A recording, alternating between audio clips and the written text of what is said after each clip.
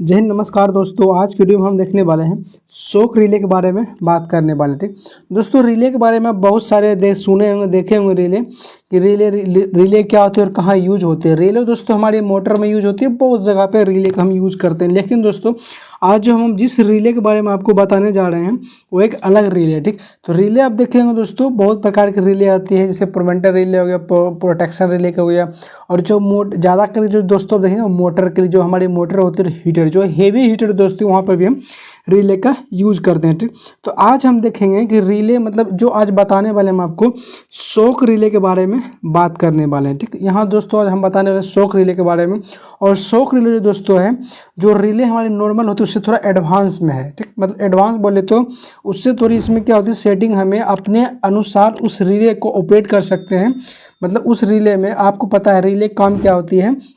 Relay काम होती है यदि हमारे पास में किसी भी मोटर को, यदि हम उस रिले मतलब किसी मोटर को हम उस रिले से वर्किंग करा रहे हैं तो उस रिले में क्या दोस्तों सेटिंग करने के लिए होती है। यदि उस रिले में हम 20 एम्पीयर सेट कर दिए हैं, उस रिले क्या होगा, एक मतलब जो जैसे गार्ड जो होती है दोस्तों, उसको किसी चीज़ को गार्डिंग करती है, सेम उसी प्रकार से रिले भी हमारे गार्डिंग करती है। मतलब किसको, उस मोटर को, और जितने उसमें हम सेट किए हैं उस एम्पीयर को।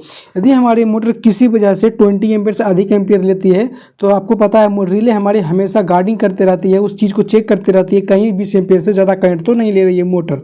तो उस कंडीशन में यदि 20 एम्पीयर से ज़्यादा करंट लेके हमारे रिले क्या तुरंत ट्रिप कर देगी, जो सिस्टम उसमें होती है वो पूरे सिस्टम को रिले ट्रिप कर देती है। ठीक, तो उस कंडीशन में क्या होता है, हमारी जो रिले होती है जहाँ पे हम मोटर का यूज करते हैं, तो उस कंडीशन में क्या होता है दोस्तों, जब जो मोटर होती है, एक चीज़ हम आपको बता दें, जो मोटर होती है वो मोटर जो होती है दोस्तों स्टार्टिंग के समय में जो मतलब एम्पियर जो लेती है, जो एम्पियर होती है दोस्तों हाई एम्पियर होती है।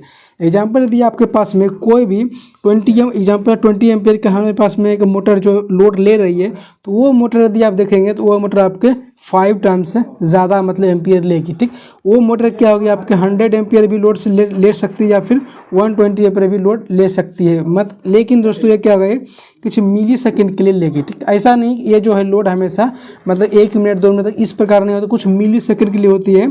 उस कंडीशन में क्या हो जाती है, आप डिजिटल मीटर से आप चेक करेंगे तो उस कंडीशन में आपको ये चीज़ पता चलेगी। लेकिन क्या होगा, मिली सेकेंड के लिए वो एम्पियर बढ़ेगी फिर कम हो, लेकिन क्यों लेती है, आप एक चीज़ हम आपको एक उदाहरण से आपको हम बताते हैं। ठीक दोस्तों, समझ लीजिए आपके पास में कोई भी कार होती है, जब वो कार खराब हो जाती है गाड़ी, उस कंडीशन जब उसको आप धक्का देते हैं, मतलब स्टार्ट कर, जैसे बहुत लोग कहते हैं धक्का दे जो स्टार्ट करते हैं गाड़ी को, उस कंडीशन में जो गाड़ी बंद पड़ी हुई है उस गाड़ी को इस जगह से इस जगह लाने के लिए हम क्या करता है, स्टार्टिंग के समय में हमें दोस्तों उसमें बहुत फोर्स लगाना होता है। वो जो उस गाड़ी को धक्का देने के लिए बहुत फोर्स लगाना होता है।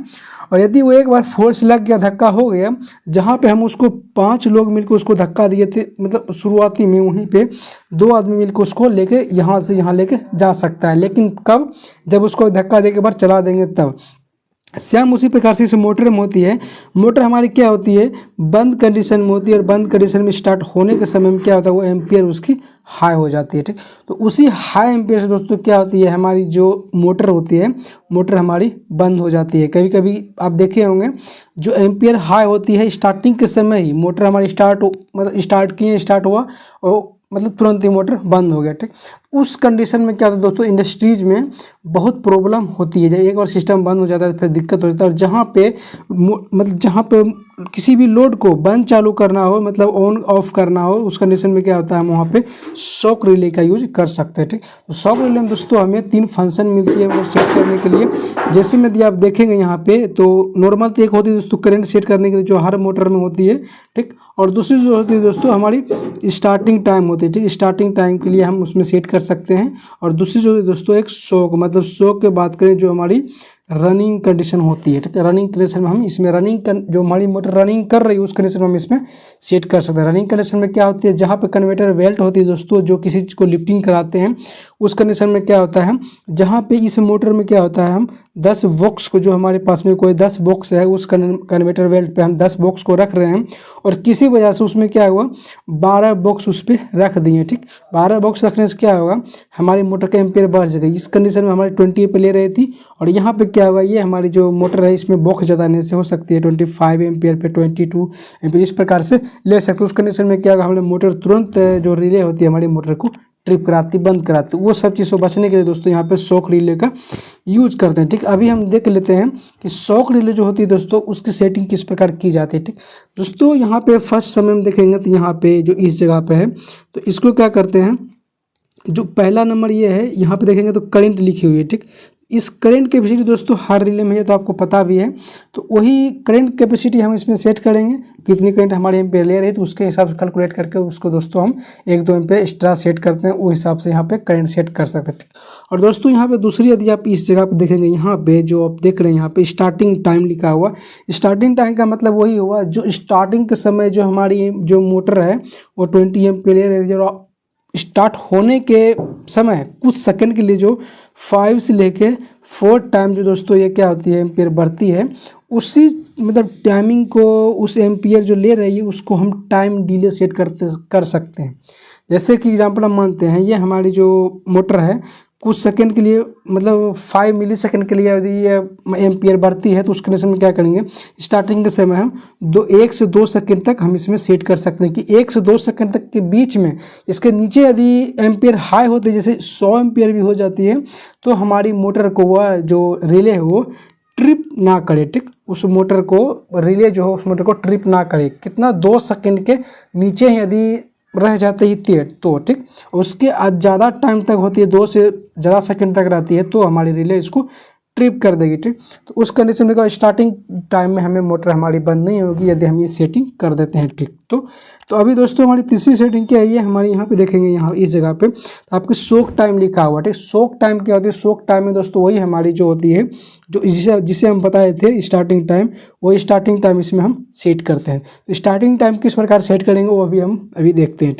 मान लेते हैं हमारी जिसे हम आपको पीछे बताए थे, यदि हमें कोई कन्वर्टर बेल्ट जो होती है वो चल रही है किसी वजह से यदि उस पर लोड पड़ गई है तो हम आपको बताएं अपनी मोटर जो आपको कितनी भी एम्पियर ले रही है वो आप देख सकते हैं। तो उस एम्पियर से यदि हमारी मोटर मतलब एग्जांपल हमारी मोटर 25 एम्पियर भी ले ली है, ठीक, और कितने लिए 1 सेकंड की, ठीक, 1 सेकंड या फिर 1.5 सेकंड के लिए ले रही है तो कोई दिक्कत नहीं होना चाहिए।